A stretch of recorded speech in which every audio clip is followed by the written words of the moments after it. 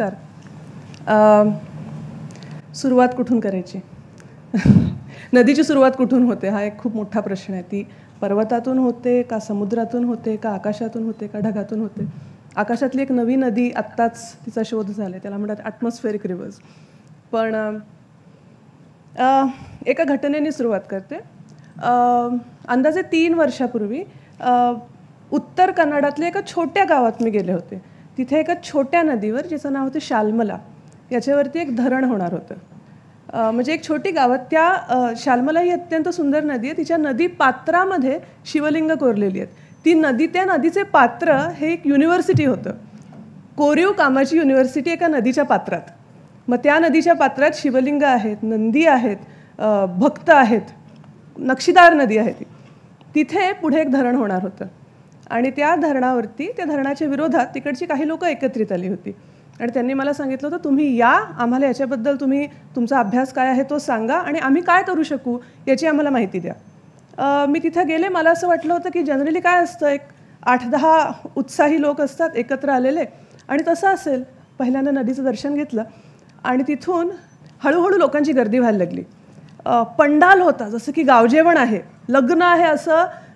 आंब्याच्या झाडाची तोरणं बांधली होती सगळीकडे, पानांची, फुलांची रास होती. नदीचा पूल पार करून पलीकडे जायला लागत होतं आणि हळूहळू लोक जमायला लागले. तिथे ते छोटं एक बेट होतं, गणेश गुळ म्हणून ते गाव होतं. छोटं एक बेट होतं आणि असं करत करत तिकडे 1,500 लोक जमले, आपल्या नदीसाठी आलेले. तिकडे पुरोहित होते, पुजारी होते आणि पुजाऱ्यांच्या हातात काय होतं? कमंडलू नव्हता, हातात फाईल्स होत्या आणि ते लगबगीने माझ्याकडे येत होते आणि त्यांना जेवढं माहीत होतं त्या नदीच्या EIA प्रोसेसबद्दल, त्या धरणाबद्दल, तेवढं मलाही माहीत नव्हतं. आणि MCM, क्युबिक मीटर्स, TMC, मेगावॉट्स असं सगळं त्यांनी मला समजावून सांगितलं. त्या दिवशी खरंच त्या पुरोहितांचा मला खरा मनापासून आदर वाटला. तिथून नंतर मी नाशिकला आले. नाशिक माझं गाव. आणि गेल्यावरती गंगेचं दर्शन असतंच. प्रत्येकजण आपल्या आवडत्या नदीला गंगा म्हणतो, मग ती कुठलीही असो. अशी गोदावरीला तुम्हाला माहिती आहे गंगा म्हणतात, पंचगंगेला पण गंगा म्हणतात. तर नदीच्या शेजारी पार्किंग केलं आणि नदीमध्ये येत होते गोदा घाटावरती. हा घाट भरलेला असतो. नाशिकला तुम्ही गेला असाल, कोणी नाशिकचं असेल तर माहिती असेल, ताज्या भाज्यांच्या रास तिथं पडलेली असते. कुठून कुठून आदिवासी लोक वनौषधी घेऊन आलेले असतात. फुललेला घाट असतो. मुलं उड्या मारत असतात नदीमध्ये. आज मात्र पार्किंग लॉटच संपत नव्हता. पार्किंग करून जे बाहेर पडलो ते पार्किंग लॉटच सुरू होता. रामकुंडापर्यंत पार्किंग लॉट, गांधी तलावापर्यंत पार्किंग लॉट, नदीचाच पार्किंग लॉट झाला होता. नदी नव्हतीच, कारण नदीच्या जागी कॉन्क्रीट होतं. वरती तुम्हाला दिसतंय ती आहे गोदावरी. गोदावरीचं पात्र, गोदावरीचे तट नाही आहेत ते आहे गोदावरीचं पात्र. कुंभमेळ्याच्या अगदी काही महिन्यानंतरचा हे दृश्य आहे. कुंभमेळ्यामध्ये तिथे, आणि आपल्याकडे पाणी आणि असं, आपण काही अर्थाने नदीचे ऑब्सेस्ड लोक आहोत ना. असं म्हणतात की भारतात नद्यांना जेवढं सांस्कृतिक महत्त्व आहे तेवढं कुठेच नाही आणि ते दिसतं अशा चित्रांमधून. पंढरपूरला तुम्ही गेला असाल, पावसाळा सोडून चंद्रभागेला पाणी किती जणांनी बघितलं आहे? वरच्या धरणात जे कोंडून ठेवलेलं असतं ते चंद्रभागेचं पाणी. तर ही गोदावरीचं चित्र होतं. म्हटलं मग शाही स्नान कसं झालं? कारण शाही स्नान तर आपल्या कुंभमेळ्यातली सगळ्यात मोठी घटना. तर शाही स्नान झालं होतं, भक्तांना पुण्य हे मिळालं होतं. रामकुंडामध्ये टँकरचं पाणी टाकण्यात आलं होतं, बोरवेलचं. हे काही मला आश्चर्य वाटलं. म्हटलं असं कसं होऊ शकतं? तर जुलै-ऑगस्टमध्ये गोदावरी उगमाजवळ कोरडी होती आणि तिच्यात भक्तांनी शाही स्नान शांतपणे केलं होतं, बोरवेलचं पाणी टँकरने त्याच्यात ओतून. ही एकमेव घटना नाही. आत्ताच कावेरीमध्ये पण एक महापुष्करम म्हणून झाला. सप्टेंबरमध्ये कावेरी कोरडी होती, बोरवेल्स खोदण्यात आली, बोरवेल्समधलं पाणी. याच्याहून इंटरेस्टिंग सांगते, तेलंगणामध्ये गोदावरीचाच असाच पुष्करुलू, अर्धकुंभमेळा असं त्याला म्हणतात. आणि तेव्हा गोदावरीमध्ये पाणी नव्हते. तर सगळ्या नद्यांची ही गोष्ट आहे की नद्यांमध्ये पाणी नाही. तर तिथं असंच झालं होतं. तेव्हा गोदावरीत पाणी नाही, भक्तांना स्नान करायचं होतं. तर तिकडं गव्हर्नमेंटनी काय केलं, कनवाळू सरकारने काय केलं की त्या नदीचं पात्र जे कोरडं होतं त्याच्या भोवती बोरवेल टाकून शॉवर बसवले. भक्तांनी कोरडई नदीमधून वाहते आणि शेजारी शॉवर बाथ घेतले. किंवा क्षिप्रेमध्ये जो कुंभमेळा झाला होता, अर्धकुंभ झाला होता उज्जैनमध्ये, तेव्हा क्षिप्रेतलं पाणी कुठून आलं होतं. तीर्थक्षेत्राला जे आपण महत्त्व देतं, ते तीर्थ म्हणजे काय? ते तीर्थ म्हणजे फक्त पाणी का? त्या तीर्थाला काही अर्थ आहे, त्या नदीचा काही अर्थ आहे. उज्जैनमधल्या क्षिप्रेत कुंभमेळ्यात भक्तांना न्हायला जे पाणी आलं होतं, ते पाईपलाईननी नर्मदेचं पाणी आलं होतं. गंगेच्या भोवती जी आपण गंगा आरती, जिला आपण अगदी आपल्या संस्कृतीचं सगळ्यात मोठं प्रतीक, गंगेचा अर्थ तुम्हाला माहिती आहे? आपण प्रत्येक नदीला गंगा का म्हणतो? कारण गंगेचा अर्थ आहे गम गच्छती, ती जी वाहते. गंगा हे जेनेरिक नाव आहे एखाद्या नदीचं. तर आपल्याला माहिती आहे गंगा आरती असते हरिद्वारला, खूप जण तिकडे गेले असतं. खूप जण मला सांगतात भारावलेलं वातावरण असतं गंगेची जेव्हा आरती होत असते तिकडे. मी डेहराडूनला गेले होते गंगेच्याच कामासाठी. तिकडून खाली येत होतो, भीमगवडा नावाचं धरण आहे गंगेवरती, आणि भीमगवडा धरणानंतर खालची नदी कोरडी आहे पूर्ण. आणि ही जी हरकी पौडी घाट आहे तो तुम्हाला खूप जणांना माहीत असेल की तो नदी नाहीच, तो आहे अपरगंगा कॅनॉल, तो आहे कालवा. आपली जी गंगा आरती असते ती आपण कालव्याच्या तीरावर म्हणतो, जेव्हा नदी जी आहे ती आपल्या शेजारीच कोरडी असते, पण तिच्याशी आपल्याला काहीही घेणं नसतं.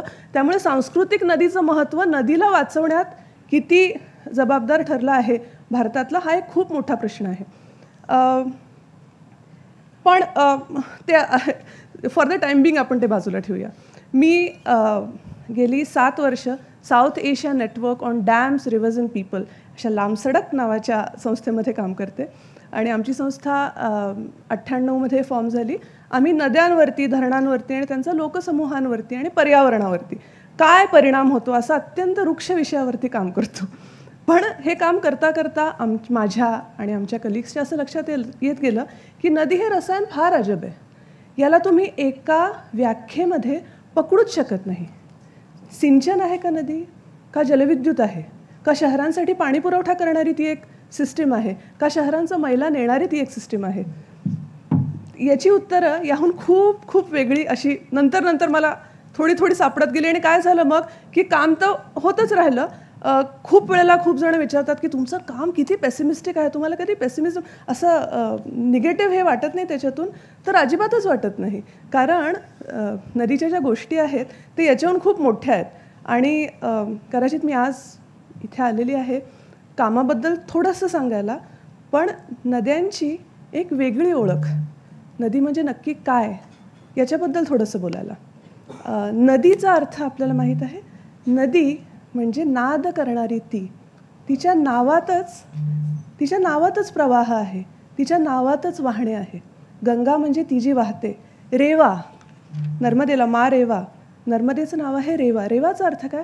रव करणारी, सतत अविरत बडबड करणारी. तशीच आहे गडगडी.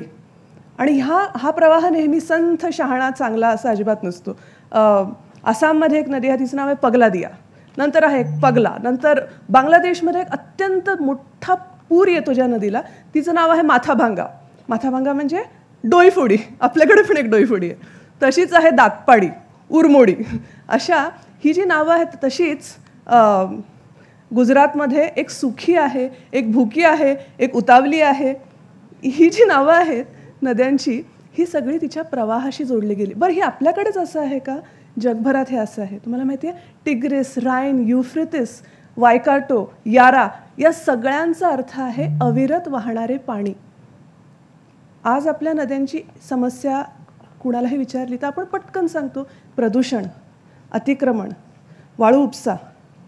पण खूप अर्थाने मला वाटतं की आपल्या नद्यांची एक मोठी समस्या, सगळ्यात मोठी समस्या ही आहे की त्यांच्यात पाणीच नाही आहे.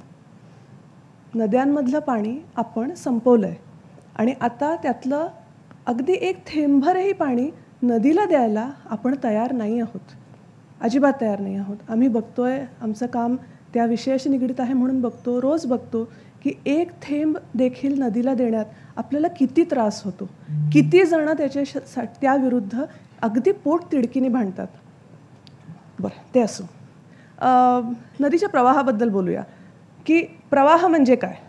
प्रवाह आपल्याला सिंचन पुरवतो, जलविद्युत एनर्जी पुरवतो. कोयना हे महाराष्ट्राचं भूषण वगैरे आहे. त्यानंतर शहरांना पाणी पुरवठा होतो. पण या खेरीज या प्रवाहाची खूप अंग आहेत. त्यातलं एक अंग आहे मासे. मी खात नसले तरी माझा अत्यंत आवडीचा विषय आहे नद्यांमधले मासे.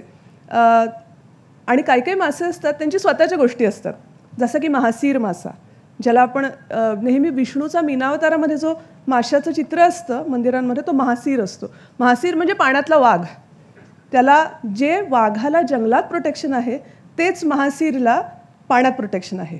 त्यामुळे वाघ पण कमी होत चाललेत आणि महासीर देखील कमी होत चाललेत. पण आपल्याला असं वाटतं, आणि ह्या महासीरला काय लागतं, तर या महासीरला वाढण्यासाठी एक वाहती नदी लागते. हा धरणात नाही वाढत. हा तसा थोडासा हट्टी मासा. याला अंडी द्यायला प्रवाहाच्या विरुद्ध पोहत जायला लागतं. आणि तिथं जर धरणं असतील तर बेटा अडतो, घोड्यासारखा अडून बसतो, पुढे जात नाही. त्यामुळे आपल्याकडे महासीर, तुम्हाला काय वाटतं आपल्याकडे खूप महासीर असतील का? तर नाही. हे तर संपलं आहे. महाराष्ट्रातल्या नद्या प्रदूषित होऊन लुप्त होत चाललेल्या आहेत. पण हीच कदाचित मला हे पण सांगायचं आहे की आपली जी आत्ताची परिस्थिती आहे ती वाईट, खराब अशी अजिबात नाही आहे. आपल्याकडे अजूनही राखण्यासारखं, संरक्षित करण्यासारखं, जीव त्याच्यावरती ओवाळून टाकण्यासारख्या खूप गोष्टी आहेत. महाडमधले इथे कुणी असतील तर त्यांना माहीत आहे एक नदी रायगडाच्या उलट बाजूने येते, तिचं नाव आहे काळ. या भागामध्ये अत्यंत सुंदर नावाच्या नद्या आहेत, काळ, गांधारी, सावित्री. ही जी नदी आहे काळ कपारीतून वाहते. ही गंगा आपल्या भीमगौडा बॅरेजच्या म्हणजे हरकीपोडी घाटाच्या अगदी 2 किलोमीटर खालची ही गंगा आहे. ऑगस्टमध्ये काढलेला फोटो येतो. हे आपल्या नद्यांमध्ये सापडणारे मासे, पश्चिम घाटामध्ये इतके मासे सापडतात की गेल्या अंदाजे 19 वर्षांमध्ये 160 नव्या माशांच्या प्रजाती इकडे रेकॉर्ड झालेल्या आहेत. अजिबात गोष्टी संपलेल्या नाही आहेत. अजूनही वाहत्या नद्या आहेत, सुंदर नद्या आहेत. आपल्याकडे अजूनही वाचवण्यासारखं खूप आहे. फक्तच विकसित देशांमध्ये ते आहे असं नाही आहे. हे आहे वाळेनकोंड. तुम्हाला डावीकडे जो हे दिसतंय ती अशी कडी कपारातून वाहते काळ नदी. आणि मी तिकडे गेले होते का वेगळ्याच कामासाठी, धरण, भ्रष्टाचार, धरण घोटाळे याच्यावरती तेव्हा जोरात काम सुरू होतं. आणि तिकडे एक अर्धवट बांधलेलं धरण आहे, FA कन्स्ट्रक्शन्स, तुम्हाला माहितीच असेल सर. तर ते धरण बघायला तिकडे गेले, अर्धवट बांधलेलं धरण होतं. तिथून खाली येताना आम्हाला सांगितलं, लोकांनी सांगितलं की ताई ते माशाचं तिकडं बघा बरं.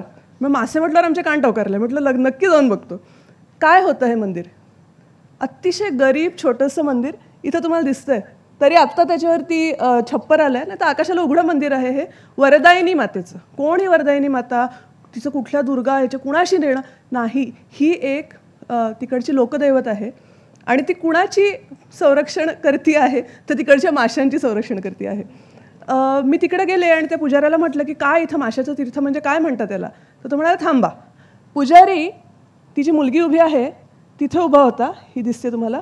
त्यांनी तिकडं उभं राहून कड्यापाशी टाळ्या वाजवल्या. त्यांनी टाळ्या वाजवल्यानंतर जसा एखादा पाळीव कुत्रा आपला पळत येतो तसा खाली शेकडो महासीर मासे आले एकत्र. आपले शेपट्या हलवत हलवत एकत्र आले आणि त्या पुजाऱ्यांनी तिथून कुरमुरे फेकले आणि माशांनी उडी मारून ते कुरमुरे खाल्ले. कुठले आहेत मासे? हे मासे सगळ्यात संरक्षित. असं वाटलं की आता हे लुप्तच झालेत, आपल्या नद्यांमध्ये नाहीच हे मासे. हे महासीर आज तिकडे आहेत. बरं तिथेच आहेत का? महाड खाली इंडस्ट्रियल एरिया आहे हो, त्याच्या वरती धरण आहे आणि तरी नदी अत्यंत सुंदर तकती आहे तिकडे. कारण रेझिलियन्स हा नदीचा स्वभाव आहे. इथेच आहे का? नाही. आपल्यापासून अगदी काही किलोमीटरवरती वैतरणा खोऱ्यामध्ये मिडल वैतरणा धरण जे आता आपल्याला पाणीपुरवठा करतं त्याच्या खाली देखील अशीच महासीर सँक्च्युरी आहे. पुण्याच्या जवळ देखील अशीच महासीर सँक्च्युरी आहे.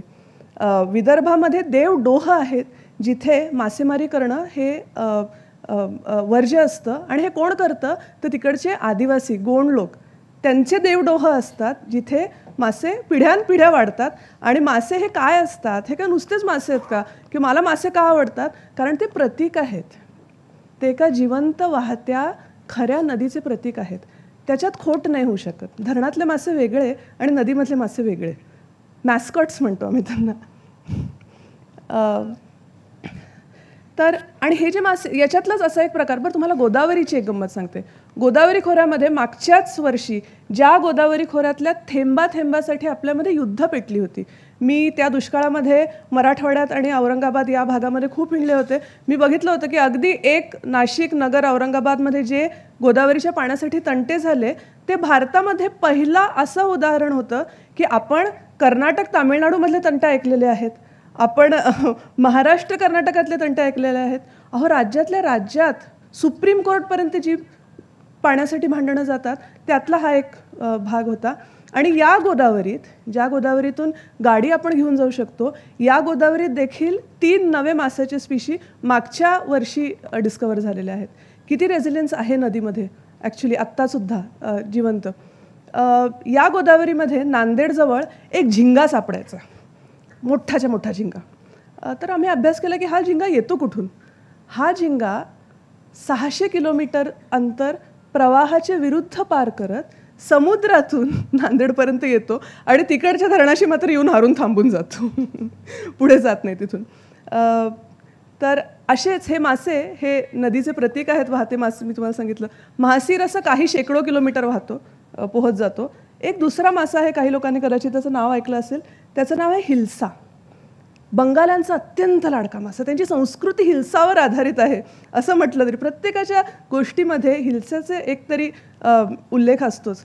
हा हिल्सा मासा अगदी 1950-60पर्यंत 1200 किलोमीटर उलटा पोहत पोहत जायचा दिल्लीपर्यंत, नंतर पोचला अलाहाबादपर्यंत आणि आता जेमतेम येतो कलकत्त्यापर्यंत, कारण त्याला धरणांनी अडवून ठेवलं.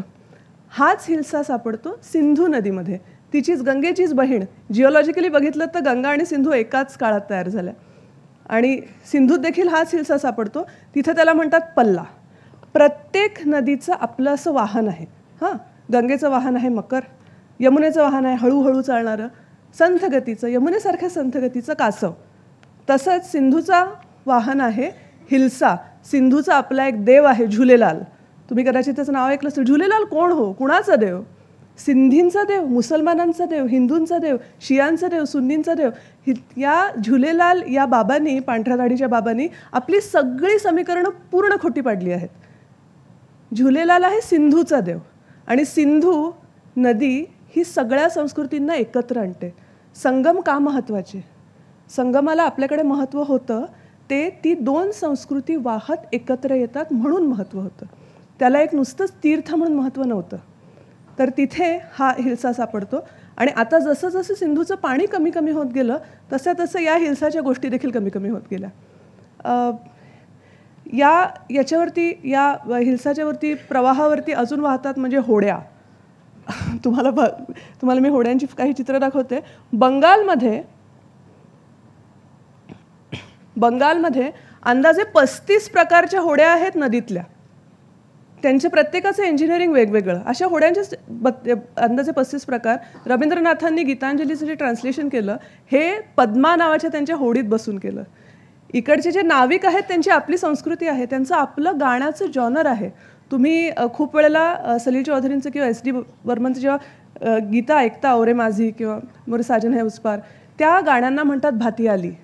हा एक गाण्याचा प्रकार आहे. हा गाण्याचा प्रकार कुठून आला? हा कुठल्याही शास्त्रीय गायकांनी बनवलेला नाही. हा नदीवरती, एका अफाट वाहत्या नदीवरती बनलेला नाविकांच्या गाण्याचा प्रकार आहे. आणि नदीची संस्कृती आपण जेव्हा म्हणतो तेव्हा त्याच्यामध्ये हे पण येतं. आज चित्र काय आहे? बरं, या नदीच्या अनेक गोष्टी आहेत. मी एकच गोष्ट सांगते कारण मला इकडचा टायमर सांगतोय की वेळ कमी होत चालली आहे. तीस्ता नावाची नदी आहे, सिक्कीममध्ये खूप जणांना माहीत असेल. ती तीस्ता वाहत जाणार होती खाली आणि रंगीत नदीबरोबर तिचं लग्न होणार होतं. रंगीत नदी पक्षाच्या मागे गेली आणि तीस्ता मात्र एका सापाच्या मागे गेली. सापातला वाटाड्या म्हटलं आणि तिच्या मागे गेली.